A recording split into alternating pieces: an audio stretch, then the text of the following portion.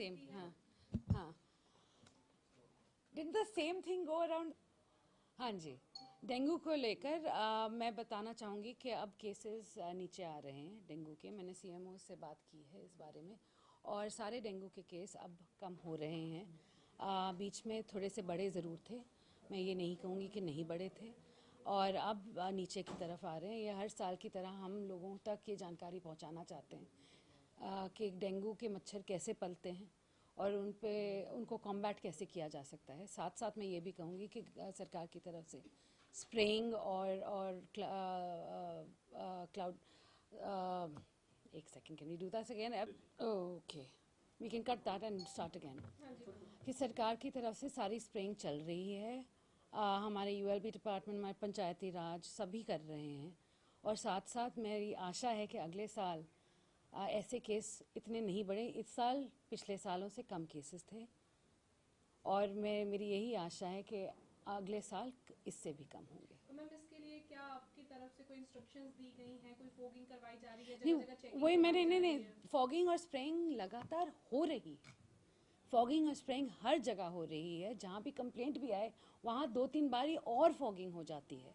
मगर साथ साथ नागरिक की तरफ से एक सचेत रहने की बहुत आवश्यकता है कि जहाँ जहाँ भी पानी आपका ठहरता है उसकी सिंचाई होनी बहुत ज़रूरी है, और जहाँ जहाँ पानी रुकता है वहाँ पे थोड़ा सा तेल डाल दीजिए। तो वहाँ अगर आप थोड़ा सा तेल डाल देंगे तो मच्छर के अंडे वहाँ पल नहीं पाएंगे। ये जानकारी सबके लिए बहुत ज़रूरी है, ताकि आगे जाके डेंगू के केस और ना बढ़े। मैम, भूपेंद्र हुड्डा जो है वो लगातार तंज कसते हुए नजर आ रहे हैं। उनका कहना है कि सरकार और कामों में ज़्यादा दिलचस्पी ले रही है, इस करके डेंगू के केस बढ़ रहे हैं। नहीं, ऐसी बिल्कुल बात नहीं है जी, और ऑपोजिशन का तो काम यही है कि सरकार पे तंज करना। मैं बिल्कुल इस बात से एग्री नहीं करती। हम बहुत सीरियसली ले रहे हैं डेंगू के केस, और आप जानते भी हैं क्योंकि केस इस साल कम है। मैम, किसानों को लेकर क्योंकि दिल्ली की तरफ कूच कर रहे हैं, पहले भी हालात देखे, और पंजाब लगातार ये कहता रहा है सेंटर के बीच में, क्योंकि आप सेंटर में पढ़ते हैं, तो उसको लेकर आप लोगों की कैसी तैयारी है इस बार? क्या उनको रोका जाएगा या दिल्ली जाने दिया जाएगा, किस तरीके का है? जी, ये तो सेंट्रल गवर्नमेंट की तरफ से आपको बता दिया जाएगा। मैं हेल्थ डिपार्टमेंट से हूँ आज के दिन, तो मैं हेल्थ की बात कर सकती हूँ, मगर ये मैं एक सरकार में एक बंदे के हिसाब से कह सकती हूँ कि देखिए, सुनवाई सबकी होनी चाहिए जो भी हो, मगर दूसरे नागरिकों को आप परेशानी में नहीं डाल सकते।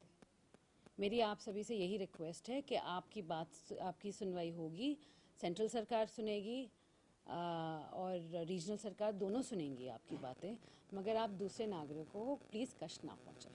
मैम, एक आपने झोला छाप डॉक्टरों के ऊपर कार्रवाई के निर्देश दिए हैं, उसको लेकर के जी, बहुत ज़रूरी है ये बात कि बहुत सारे लोग हैं जो फर्जी डिग्रियां लेकर आते हैं सामने, तो जैसे ही वो पाए जाएंगे उन पे कड़ी से कड़ी उनको सज़ा मिलेगी। आखिरी सवाल मैम कि 777 आपने कहा कि भर्तियां जो हैं इसमें डिपार्टमेंट में होंगी, किस तरह से की जाएंगी, कब शुरू होगी?